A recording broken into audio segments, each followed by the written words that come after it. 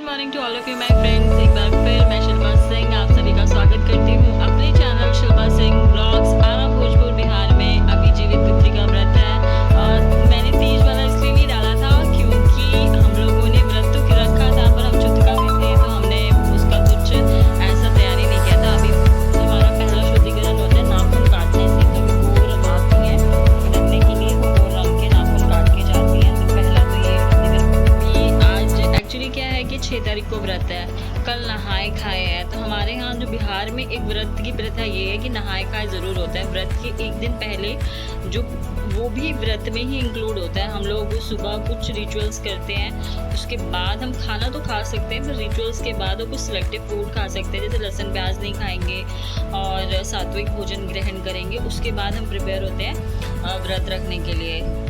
तो देखिए बने रहिए मेरे चैनल पर कि हम लोग क्या जो मेरे घर में होता है करेंगे। और ये तीज से ज़्यादा जीवित पुत्रिका में बहुत नियम वगैरह होते हैं, जैसे छठ के बाद ना इसी व्रत में बहुत ज़्यादा नियम होते हैं। ऐसे तो बहुत सारी वट सावित्री है, गणेश चौथ है, बहुत सारी हैं।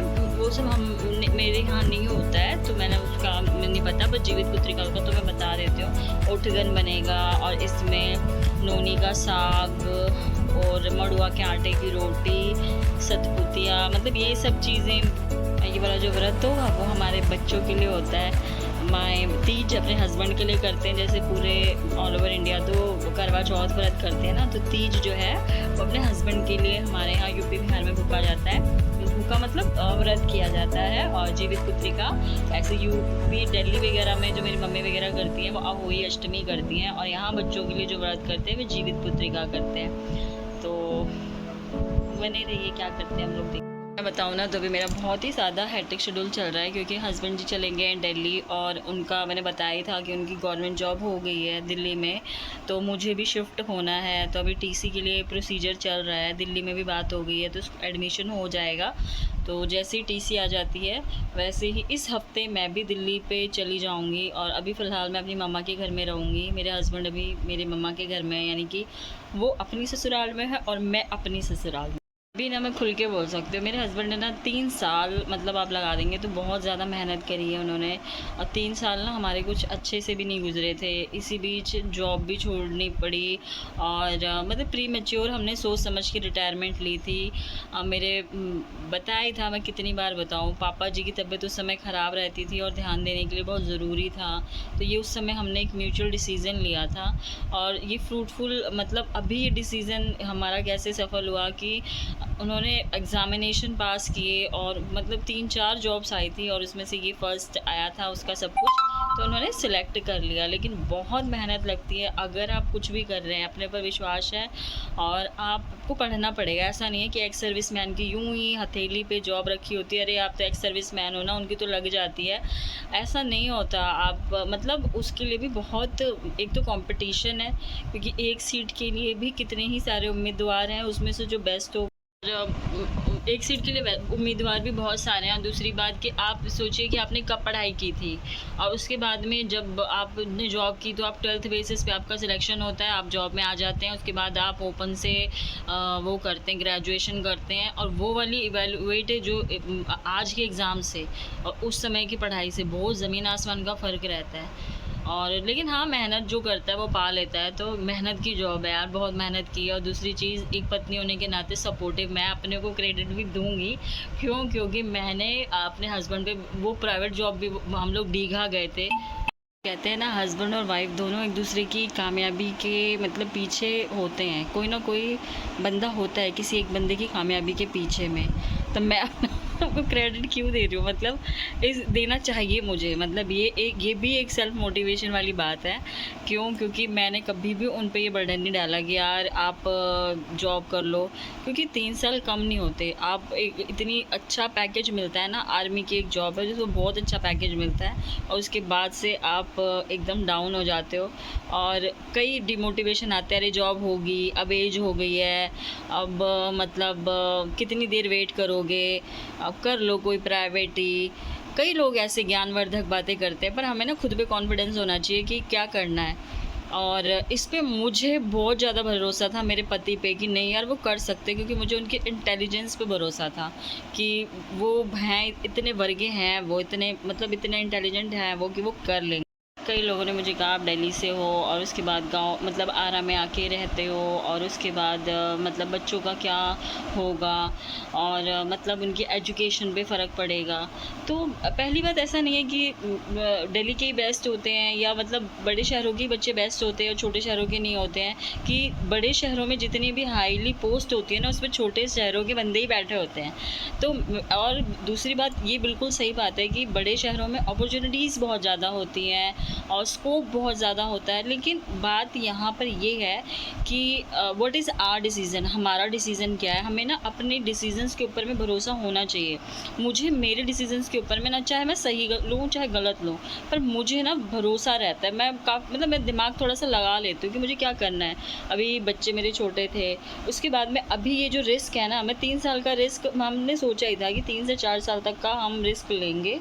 अगर होती है तो ठीक है, नहीं होती है हमें अपनी जो परिस्थिति होती है, आप अगर एक पारिवारिक इंसान हो, आप परिवार भी लेके चलोगे, आप अपना मतलब अपनी स्थिति भी देख के चलोगे, और सबका तालमेल बिठा के चलना चाहिए। और सब चीज़ें ना अगर आप प्लान्ड करते हो ना तो सब कुछ सही हो जाता है। तो मुझे ऐसा लगता है कि हाँ यार सही हो गया। अभी मेरे हस्बैंड की जॉब लग गई ना, लिटरली मैं बहुत ज़्यादा खुश हूँ। बीच में बहुत आया था, मैं बीमार हो गई थी, हम दिल्ली में मेरे 2-3 बार ऐसे बीच बीच के चक्कर लगे। मेरा ट्यूशन मैं पढ़ाती थी, वो मुझे छोड़ना इस वजह से ही पड़ गया था, एक बहुत बड़ा रीज़न था, वरना मेरा अभी वो भी बहुत अच्छा काम था। लेकिन खैर ये तो मेरा खुद के हाथ की चीज़ है, वहाँ जाऊँगी तो वहाँ कर लूँगी। और सेकेंडली कि में ना अपने ऊपर यकीन रखो।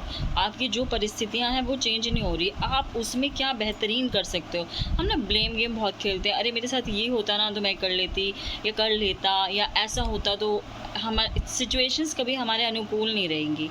लेकिन हाँ, और इस साल मेरी शादी को 14 साल 2009 की मेरी शादी है, तो आप लगा लीजिए मेरे ख्याल 14 साल मेरे कंप्लीट होंगे इस साल में।